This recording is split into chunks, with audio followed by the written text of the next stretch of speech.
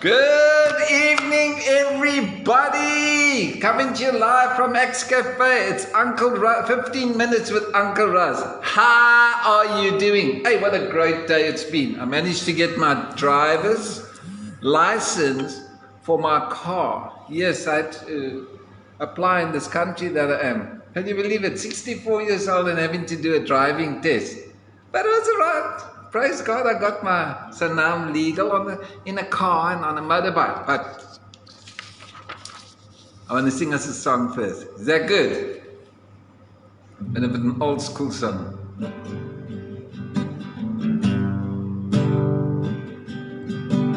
Great is the Lord and most worthy of our praise.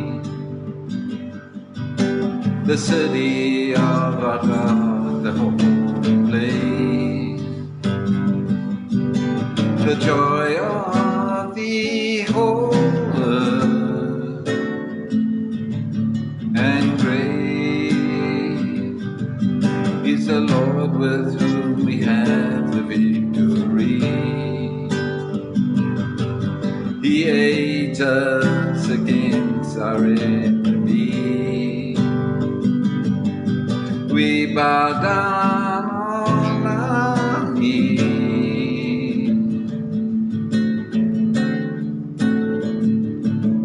and Lord, we want to lift your name on high. And Lord, we want to thank you for the works you've done in our lives. And Lord, we trust in your unfailing love. For you alone are worthy, Lord. You are in heaven above. And great is the Lord and most worthy of our praise. The city of our God, the holy place. The joy of the whole earth,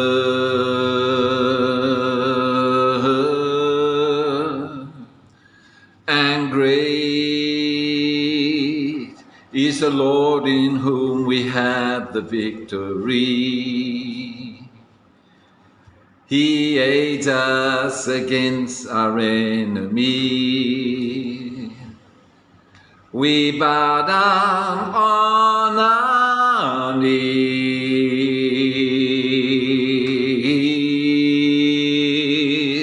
and Lord, we want to lift your name on high.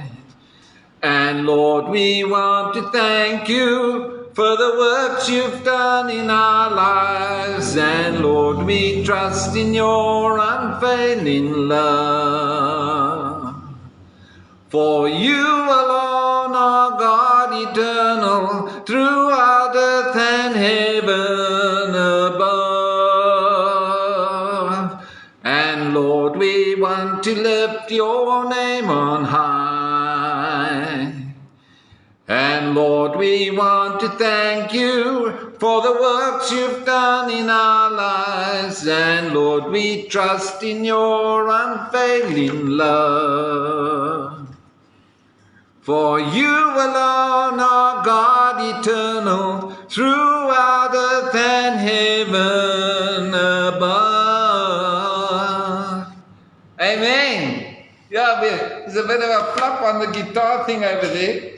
Because you know, when you rush and you print out things and you don't check the chords, it's not so good. That's why I had to do a cappella. Just bear with me. Praise God. So I have a very interesting little story for us. And once again, I believe that all of us can relate to it, because it's one of those things, you know. It's like, you know, if you're working, you got a job, but you're not like entirely happy in your job.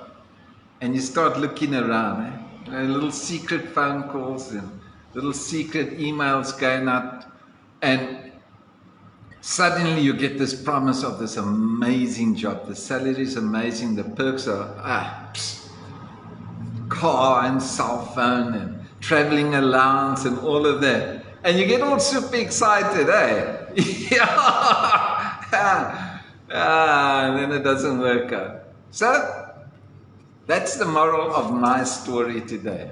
It's called this: a bird in the hand is worth two in the bush. Yes! What does this mean? There's an English proverb which says, a bird in the hand is worth two in the bush. It's better to be content with what you have than to risk losing everything by seeking more. You know, you always think that the grass is greener on the other side, and it's actually not. It's a mirage. Yeah, it just looks like the real thing, but it's not there. It's only in your mind. Yeah. So the bottom line is that throughout history, people have not been content with what they have. You know? And if we go a little bit further to private things, and we start looking at on a macro scale. Oh, macro scale. Not micro scale, macro scale. The big picture. We will see that from time immemorial, people were not satisfied with their portion. They always wanted the other stuff. They wanted somebody else's stuff at any price. So many empires and kingdoms were founded on greed. See, the guy starts up there, he's got this little clan and he's all happy with his clan, and then he sees the clan across the river, so he decides, no, I want to control them. So he controls that clan and more clans, then a little region. Then that's not enough. Then he starts looking beyond the region and he starts going to other territories and he takes more territories. And before long, he wants to rule the country. And then he's sitting on his throne there, chilling out, looking at over his domain, and he thinks, nah, it's not enough. I need more. Yes. And then he starts to take another kingdom, and you know, so once you start multiplying the kingdoms that you take, then you become an empire. So where does this imperialism, and what is it? It's understood as a policy of a country in which the said country influences other countries or territories through negotiations and nice talking. No, through military force, as well as other means of power. It's very simple. We got bigger weapons than you. We have more money than you. We have more soldiers than you, and you have a choice. You either just unconditionally surrender, or we will wipe you out, man, woman, and child, and your donkey and everything else, until you submit, and then we'll take over your country. Yes. And don't you just love it up? You know, you look in the movies too, and you see a guy who's coming along the ship, and they've been traveling for months, and they land on this land, and one guy runs forward with a flag, and he proclaims, I proclaim this land in the name of blah, blah, fish face. And he sticks this pole in the ground, and suddenly, the country belongs to that empire. All the while, the locals are sitting in the bush and they're thinking, who are these guys? They dress all funny, they talk funny, and now they put a stick in the ground. I wonder what that means. Then the guy comes along and he offers them little beads and trinkets and a couple of bottles of swag, and, you know, chatting away. And he says, no, we just want a little bit of the land. You know, I want to grow a few vegetables and what have you. Yes, but you will find in no time it will not be enough. So that's imperialism. Oh, we go, you know, I can't stand this imperialistic way of thinking. Now listen to this. There's another thing I want to chat to you about. It's called colonialism. I come from a colony. It's former colony. In fact, many of us live either in a colony or former colonies. It's defined as the practice in which the past sets up colonies or settlements elsewhere in other countries or territories for political and economical benefit of the colonizing country. Oh my gosh. And now we have all kinds of difficulties and protests and demonstrations about the past, the imperialism, you imperialistic and you colonized us. And they don't realize that nothing's really changed. You see? Yes, because now you have a thing known as communication imperialism. Wow, what's that?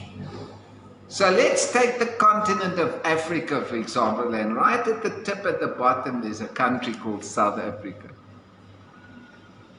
And let me tell you, a lot of the information in and out of Africa is funneled through South Africa. So that is known as communication or information imperialism. It's controlling the flow of information and resources and power and making other people believe that they're actually in control, but they're not. Cool, eh? No, it's not cool. Not at all. And so sometimes our lives represent a microcosm, I love these fancy words, yeah, of imperialism, of colonialism, where enough is just never enough. No, I know, man, you're not like that. I mean, you're content with your old rust bucket, that your first car, remember your first car, your first motorbike, you didn't change it. To this day, you drive that same thing, your feet are going through the floorboards, the tires are totally bald, the seats are all broken. Hey, because you hold on and you're content with what you have. Yes. No. Because we are so brainwashed by the media that we believe that what we have is never good enough. So they convince us, oh, you got to get the latest model, all the perks, all the features. This is the ultimate one. No, because in a year or two's time, they'll come up with another model and they change the color and they put more bling bling on and maybe, all these gadgets. Some of these cars, in fact, most of the cars now, if you break down on the side of the road, you're in big trouble. Because back in the day when I was young, you took a pair of pliers and some blow dart. It's just normal wire. And you could fix anything. Now if you open the bonnet, it's all sealed. Yes. All the secret stuff in there. And most of the technicians today, how dare they even call themselves mechanics? Because all they are parts changes. Because they don't know how to fix anything that's broken. So when you take your poor car in for a minor incident, the bill comes out and you have a major heart attack from a minor incident. Anyhow, let me carry on.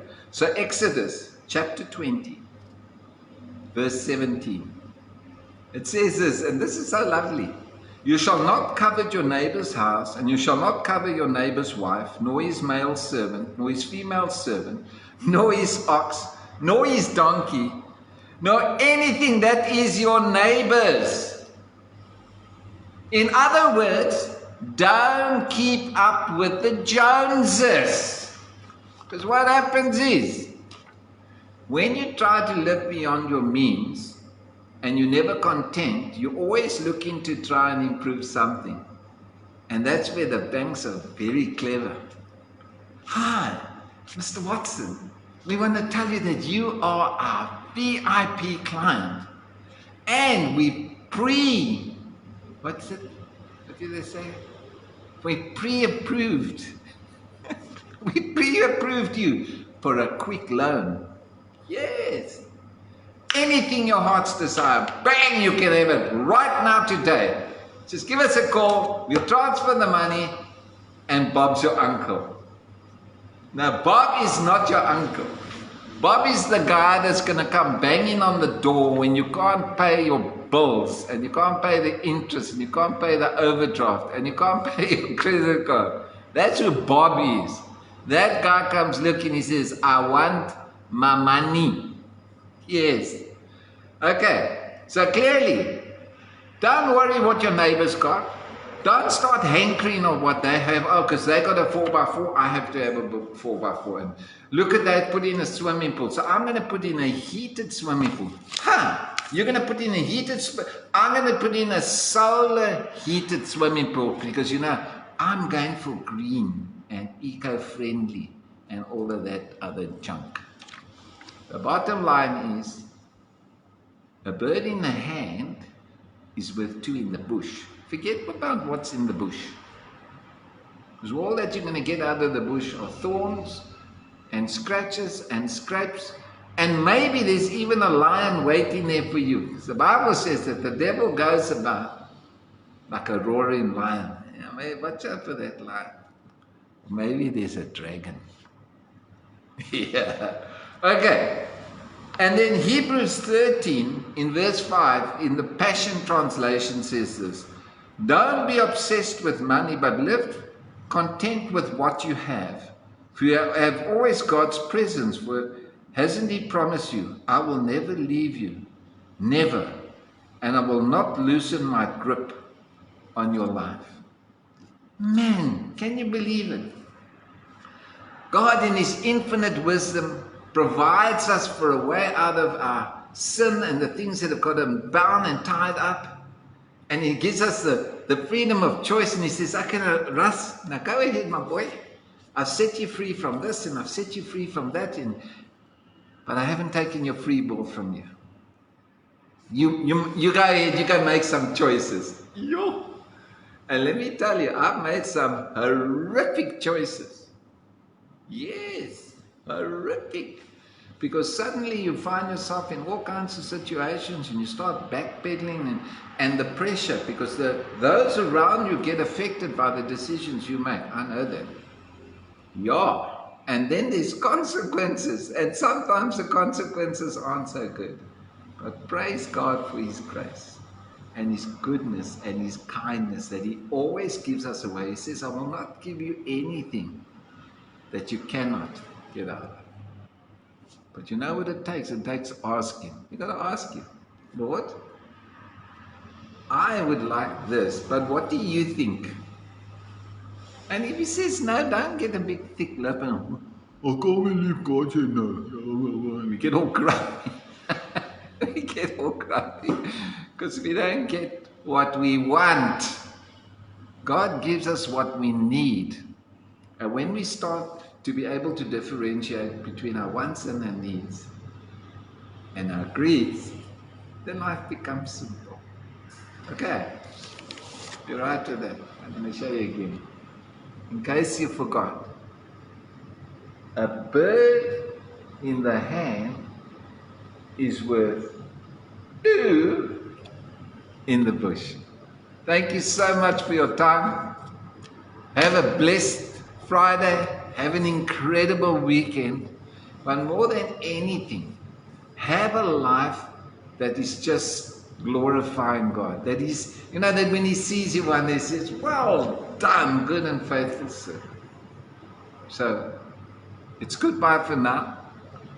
And if I don't see you through the week, yes, you got it, I'll see you through the window. Bless you and bye-bye.